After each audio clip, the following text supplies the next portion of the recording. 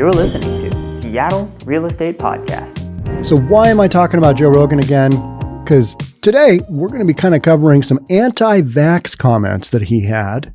And why do we care about Joe Rogan? He's a podcaster, former host of The Fear Factor, because it's got to do with cancel culture. And it's got to do with woke people saying, oh, he can't say that about vaccines. He said some things about, young people don't really need to get the vaccine. Got him in some hot water. He is under the microscope because of his big contract with Spotify, and Spotify people are like, oh, this doesn't look good. That's what we're going to get into today. We're going to cover another couple of topics too. Just real quick, things that I want to talk about that hopefully you want to hear. If you are new here, my name is Sean Reynolds, and I own a couple of real estate companies, and I read the news. Let's jump on in. Joe, I saw this topic, and I saw this article, and I saw this topic covered by Tim Pool. Been watching some of Tim Pool's like skateboarding videos. That he's got a new compound, and he's got an impressive setup. He's got like a half pipe. He's got a quarter pipe. He's got a grind bar that goes up to an actual bar where you could get drinks and stuff. He's going crazy. So good for you, Tim. Doing your thing. So Joe Rogan anti-vax comments about young people create new headache for Spotify. Now, Spotify has taken down, I think, 42 of his videos. They're like, oh, yeah, this isn't really the content that we believe in. So, yeah, we're gonna have to take that down. Need you to come into the office on Saturday. Joe Rogan draws big audiences for Spotify, but the hugely popular podcaster's habit of making controversial remarks and courting right-wing figures and ideologies keeps generating a backlash, both inside and outside of the audio giant. All right, here's the thing. Joe Rogan is a professional podcaster and UFC commentator. Don't take his medical advice at all. Kind of like taking advice from LeBron James on anything but basketball, right? I mean, same thing with me. Don't take my advice literally on anything but probably a narrow segment of residential real estate, because everything else is pretty much beyond the scope of my expertise, of my career. I have my opinions. So does Joe Rogan. What I find interesting here is that people like Variety, the Variety, this post on Variety is kind of media outlet. They are identifying right-wing. He does have right-wing people on. He also has a lot of left-wing people. He has middle-of-the-road people. That's where I started watching Tim Pool, who is considered kind of a middle of the road guy, but one time he leaned left, he's an anarchist skateboarder, and now he's kind of more leaning to the right, but he kind of makes calls that I make a lot of the times. And that's why I'm reading the Joe Rogan podcast thing, but he has courting right-wing figures. I don't think he courts them. He has them on his show and he talks about stuff. And then because people don't like that opinion, they're like, oh, Joe Rogan. Oh, no, we can't have that. That's terrible. The guy is giving his opinion, and he is not only a podcaster and a UFC commentator, he's a comedian. He says funny stuff. He professionally says funny stuff to make people laugh. So should you be worked up about him making controversial comments on the vaccine? I don't really think so, yet he is hugely influential. That's the thing. So cancel culture looks at anybody who's influential. Doesn't matter what you're doing. Doesn't matter. Like Jake Paul, he's got 40 million people that subscribe to him on Instagram and YouTube. That guy is making some bank because he's figured out, okay, I'm going to work on my boxing career, and I'm going to do some fights, and I am going to get paid. 7-figure payouts, maybe 8-figure payouts. Don't really know. Don't really know what the back end on those looks like. But some monster payouts. It's business. Entertainment is business. And I view Joe Rogan as entertainment. Does he have some good guests on? Yeah. Does he have some controversial guests on? Absolutely. Absolutely. He has guys that come on and you're like, what are they talking about? But then he has guys on like Post Malone, and I love those as well because it's like, okay, here's what current entertainers are doing. Here's what a millennial entertainer is doing. Here's what he thinks. And Joe just kind of draws them out and they talk about stuff. But Joe isn't a doctor, So the latest vexation, this is the latest vexation. In the April 23rd episode of the Joe Rogan Experience, which is available exclusively on Spotify, Rogan encouraged healthy young people to not get a COVID-19 vaccine. That's his opinion, right? People are wigged out. Oh, we can't have him saying that to people. People will listen to Joe Rogan. They won't listen to Anthony Fauci. They won't listen to the CDC or the WHO, but they'll listen to Joe Rogan. That's kind of what's wrong with this. Just the world in general. We tend to go, oh, he's popular. Oh, he can throw a round ball in a hoop, a metal hoop. He's 10 feet tall and he's really athletic and he's good at that. So we should listen to him about all kinds of things outside of basketball. No, hell no. No, listen to the experts. And then, even then, read between the lines and figure out, kind of where they're associated. Do your homework. Caveat emptor, right? If you're like 21 years old and you say to me, should I get vaccinated? I'll go, no. Joe Rogan said in a conversation with comedian Dave Smith. All right, he's talking to another comedian. They're having a serious conversation. But look at the source, folks. One comedian talking to another comedian. Should we be worked up about this? I don't think so. But, a lot of people are. Rogan commented that he believes vaccines are safe and that people at risk should be vaccinated, noting that both his parents have received COVID-19 shots. But Rogan continued, if you're a healthy person and you're exercising all the time and you're young and you're eating well, I don't think you need to worry about this. I tend to agree. I don't think you need to worry about it either. But then everybody else is like, are you going to get vaccinated? Are you going to get vaxxed? Are you going to get vaccinated?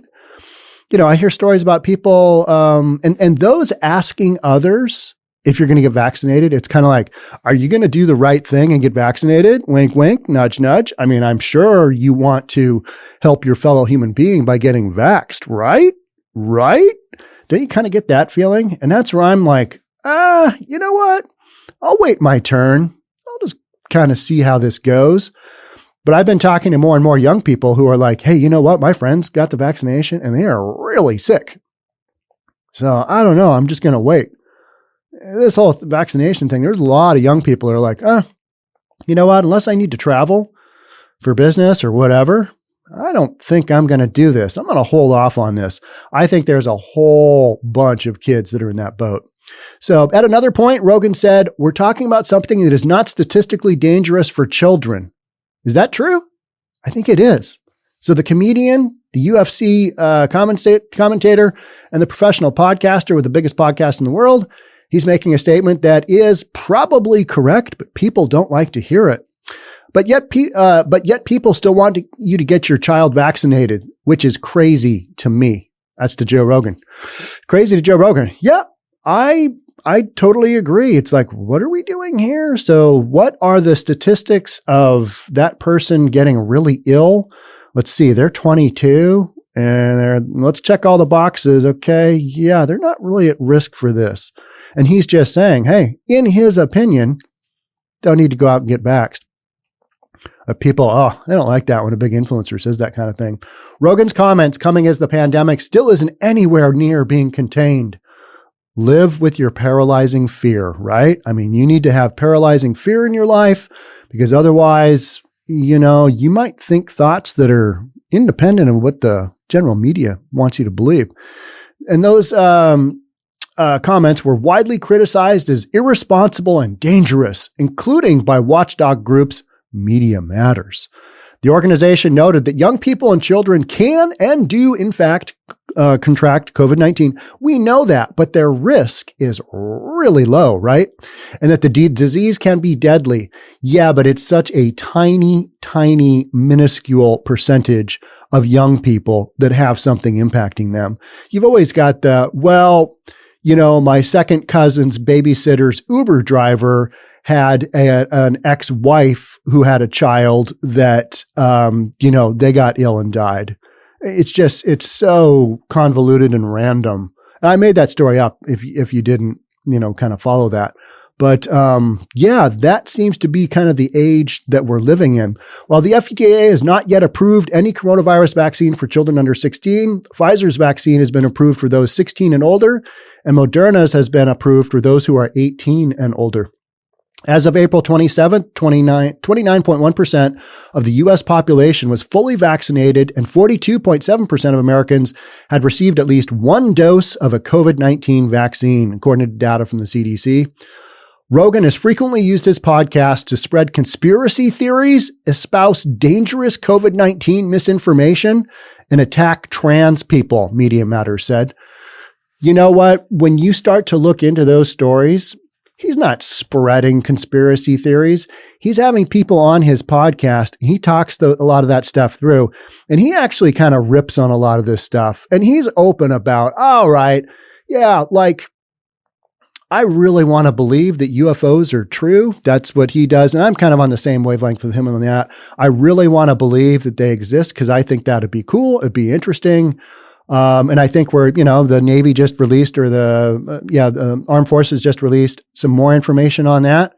And I think we've got in June, we've got a big report coming out that basically says, here's everything that we know as far as the military is concerned. And that will be very interesting. But Joe Rogan, he says that stuff and he's like, hey, I want to believe this, but there's no hard proof. And I think he's just honest in what he thinks. And he says that, and people are like, oh, yeah, he spread conspiracy theories, and he's espousing dangerous COVID-19 misinformation. All right. So, but we get misinformation all the time. Hey, you need to mask up. You don't need to mask up. You need to double mask up. Eating indoors is okay. When you are standing, wear your mask. When you're sitting, don't wear your mask because that's okay. Now it is, 6 feet or 60 feet. It doesn't really matter what your distance is indoors because you're all breathing the same air. Outside, okay, we don't really need to wear a mask outside because we realize that, when you've got good air ventilation, there's less risk. So misinformation, I don't know about that. I mean, he says stuff that he believes in, and is it misinformation? There's a lot of people who believe it, and there's a lot of doctors that, espouse this stuff too. And then he attacks trans people. The trans people thing is when you've got trans people in sports, and that's kind of the angle that he takes. When you've got former men competing in women's sports that have, gone through the process, it's not a fair fight in any way, shape, or form. I mean, that's what he is kind of pointing to a lot of the time. And that's his opinion. So Media Matters is just like, oh, Joe Rogan, oh, he shouldn't be saying these things. COVID misinformation on Rogan's show has included false statements by InfoWars founder and conspiracy monger Alex Jones. Take it from the source. You know what I mean? Everybody wants to take down Alex Jones's stuff, who has been broadly deplatformed, including by Spotify. All right. Yeah. So Alex Jones has some wild stuff that oftentimes doesn't make a lot of sense. But Alex Jones isn't a doctor here. He's given his opinion on something. And it happens to be because he's influential that people are like, oh, we don't want that opinion out there. Oh, that's a no-go. In an episode from October 2020, Jones bizarrely claimed that the COVID pandemic was being used by elites to reorganize society and end prosperity. Jones also asserted that a lot of studies have shown that wearing masks doesn't help protect people in large groups from getting infected with the coronavirus. That's incorrect. Studies show that masks reduce the spray of droplets when worn over the nose and mouth, which is the primary way COVID-19 is transmitted, according to the CDC. Okay, he's not a doctor. So why are we worked up about this? This is a dude. It's like me making comments about, I make comments about all kinds of stuff that, I make comments about how Seattle handles its things. And then I'm like, yeah, I'm going back to Bellevue where I'm kind of comfortable. That is just my opinion. And some people like it. Other people don't. But you shouldn't be eliminating that person's opinion just because you don't agree with it. You know what I mean? Do your own research like everybody should do. There is kind of no one source of information. And yet these media outlet groups, Media Matters, they just want to have one storyline, don't they? And that's kind of what it appears like. Spotify has removed multiple episodes of the Joe Rogan Experience from its platform since onboarding it last September, including past segments with Jones and other right-wing guests, Gavin McInnes and Milo Yiannopoulos. Did I butcher that? Probably. The streamer has pulled 42 episodes in total. Hey, I think I got that number right. Did I say 42 earlier or did I say 46? I think I said 42. The streamer has pulled 42 episodes in total per a tally earlier this month by Digital Music News. So they bought his whole catalog and he knew they were going to pull some of that off. I don't think he knew they're going to pull 42, but that kind of tells you something right there, doesn't it? Oh, yeah, this isn't good. We can't have this. We can't have people just saying their opinion, left and right. That's, terrible, awful. So why is Spotify not taking action on certain episodes that contain misinformation? The company's own employees have on several occasions complained to Spotify management about objectionable and harmful content on Rogan's podcast. But Rogan's April 23rd podcast remains available, as does the October 27th episode with Jones. Do you think it might have to do with some of the content in those podcasts, not just the person saying it? Probably. Spotify did not respond to requests for comment on the latest Rogan controversy. Sources familiar with the policy enforcement process at Spotify have said that prohibited content applies to specific types of speech and that context matters in moderation decisions. Okay, so we're just kind of willy-nilly going through and, we don't like this, we like that, cut, no longer on the platform. Spotify has removed episodes because of COVID misinformation and other situations. In the case of Rogan's recommendation that healthy young people not get vaccinated, Spotify determined that he doesn't come off as outwardly anti-vaccine. That isn't an opinion, isn't it? Are you outwardly, inwardly, moderately anti-vax? Because if you are, we're going to have to work on some solution here. Who makes that determination? How does that work? And Rogan does not explicitly tell people to not get vaccinated, according to tech news site The Verge, citing an anonymous source. Love those anonymous sources because they're anonymous and they may or may not exist. We don't know. They're anonymous. The Joe Rogan Experience is currently the #1 podcast on Spotify in the US per its rankings and has consistently been among its most listened to shows. The podcast joined Spotify's lineup in September under a multi-year pact reportedly worth $100 million. And I've seen the numbers run by other YouTubers. It's probably closer to like 200 million, maybe 250 million when it's all said and done. And it became available exclusively on the audio streaming service in December. And what they did is they basically just licensed the rights to host his podcast. He retains all legal rights to his content. He just allows them to post it on his platform. They can do whatever they want at that point, but they can't tell him what he can and can't do. That's their deal. That's 100 million. Even if it's 100 million, I mean, that is some huge money. But think about the revenue stream. How many ads does he run? He runs a lot of ads. Those podcasts are long. Some of those things are, 3 hours long. You know how many ads you can run in a 3-hour podcast? A lot. On Wednesday, Spotify said in its Q1 earnings announcement that Rogan's show performed above expectations with respect to new user additions and engagement for the period. There was some real concern when he moved from YouTube to Spotify. Would people carry over? Yeah, sounds like they are. Spotify has said Rogan will maintain creative control over his podcast. While the full episodes of the Joe Rogan Experience are exclusive to Spotify, clips from the show are still posted to YouTube. Episodes of Rogan's show on Spotify date back to 2009, when the comedian and former TV host first launched the show. Except for the several dozen episodes Spotify has removed. Cancel culture, woke culture. We got to get rid of these. These don't espouse the views that we think should be out there. Therefore, clip, delete, done. All right. So, yeah, Joe Rogan, UFC fight, and he's also a black belt in jiu-jitsu, right? Brazilian jiu-jitsu. Eddie Bravo, that whole thing. So he's a podcaster, he's a UFC commentator and a comedian, and we're worried about what he's saying about vaccines. Okay. All right. He's got too much influence. Isn't it interesting that a dude with a podcast is is under such a microscope kind of tells you where we are as a society, right?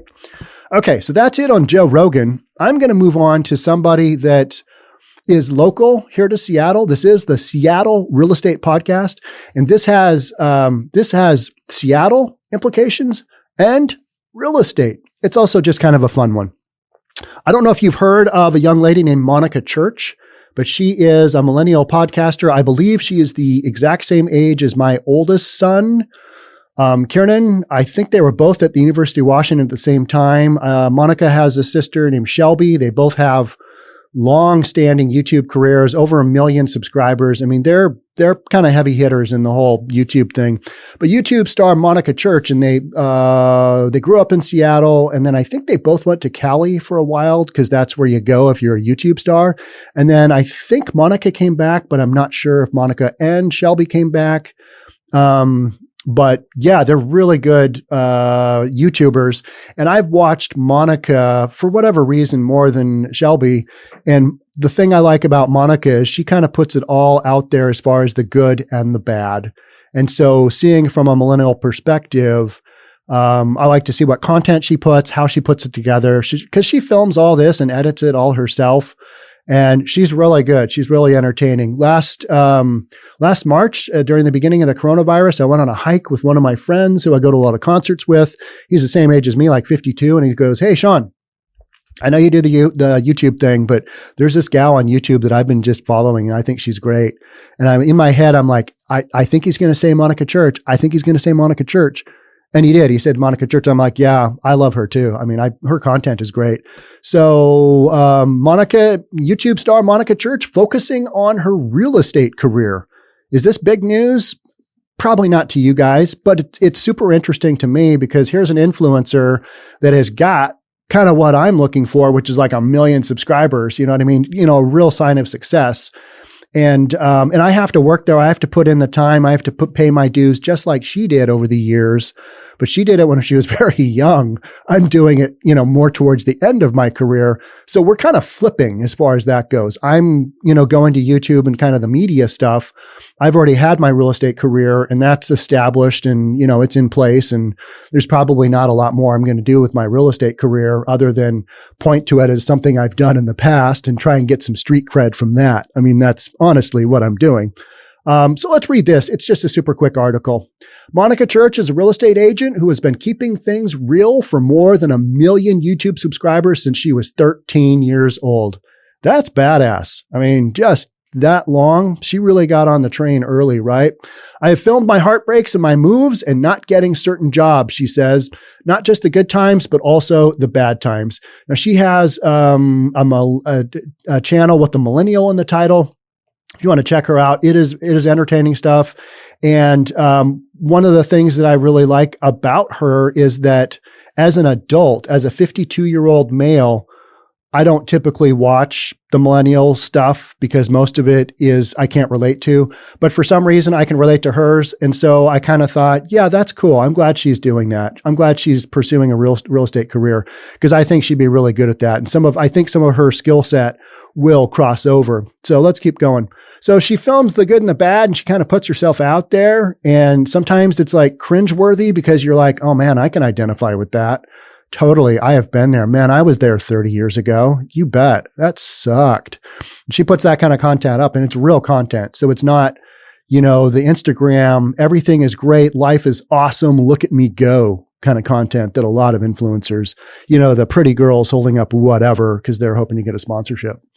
On her YouTube channel, Church has had all kinds of adventures, but she says the one that changed her life happened way out in Wheeling, West Virginia of all places.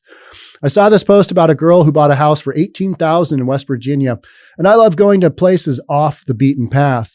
This was the moment Church, who's always loved houses, thought maybe she had a future in real estate. I've seen a lot of her videos, and I thought before she announced her career, I think she might go down like a real estate path. I could totally see that. And yep, there she is. I would just jokingly say that to some of my friends, says Church, and they were the ones that were like, no, you could become a really great real estate agent. She studied for months and got her license in February. The agent who sold Church her townhouse invited her to join his team. She's an extraordinary entrepreneur, says Cyrus Fieni. You have to be one to be in real estate. Church knows 4 out of 5 real estate agents quit in their first year. That is true.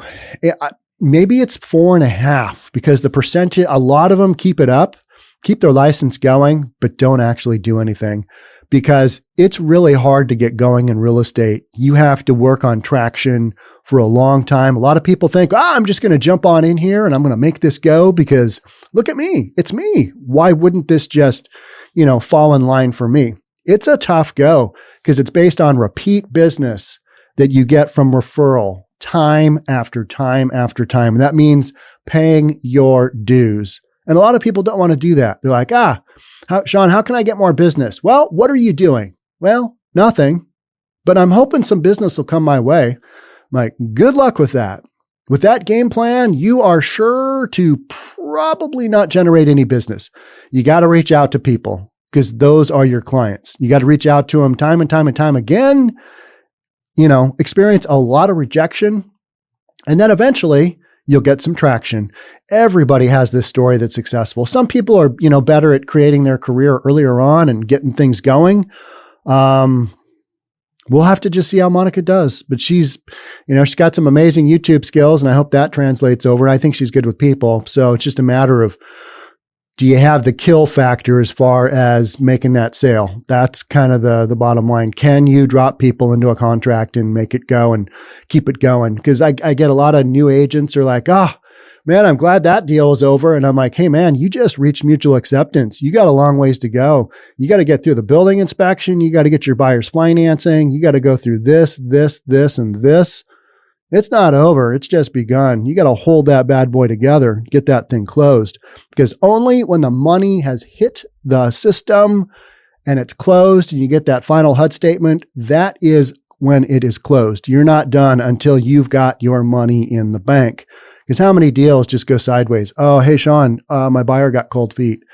Okay. Do they want out? Yep. And they're giving up their earnest money. Okay. That sucks, but it happens all the time. And she says her YouTube experience has helped. Selling a house is all about telling a story, says Church.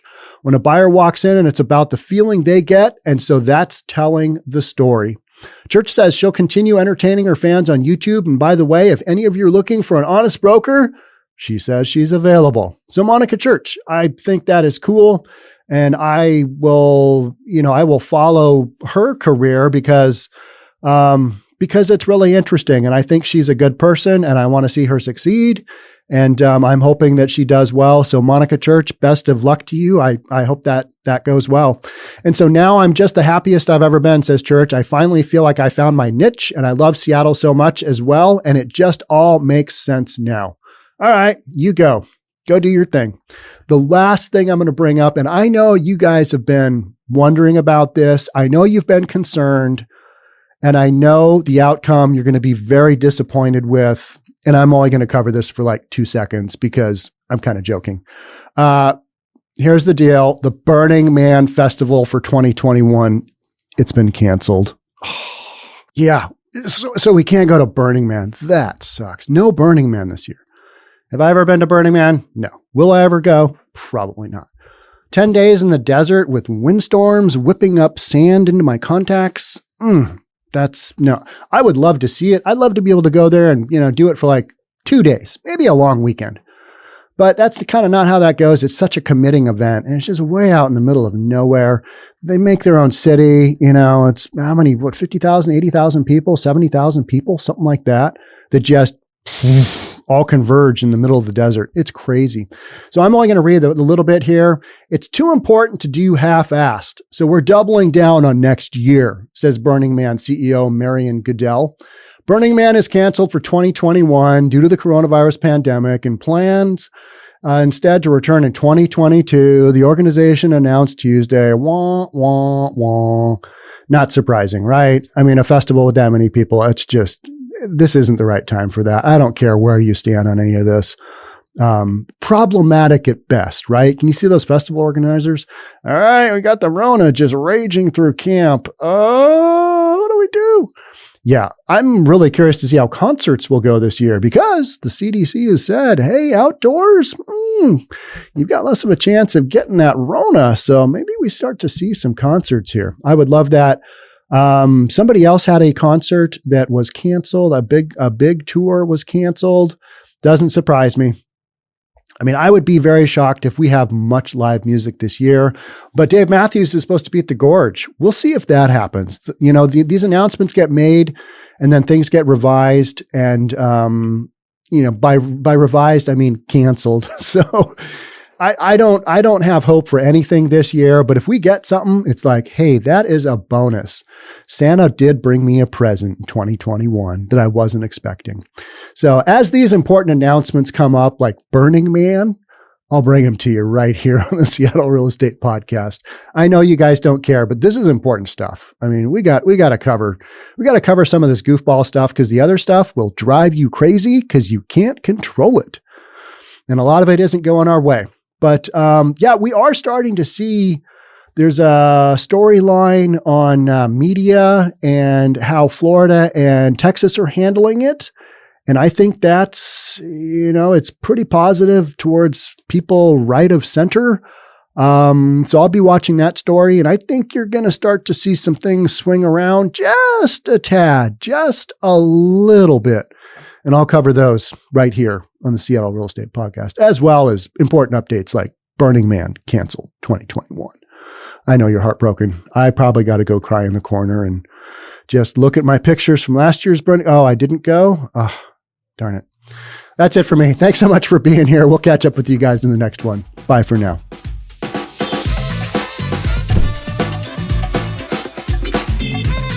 Don't forget to subscribe to our channel and hit the notification bell so you'll know when our next video is out.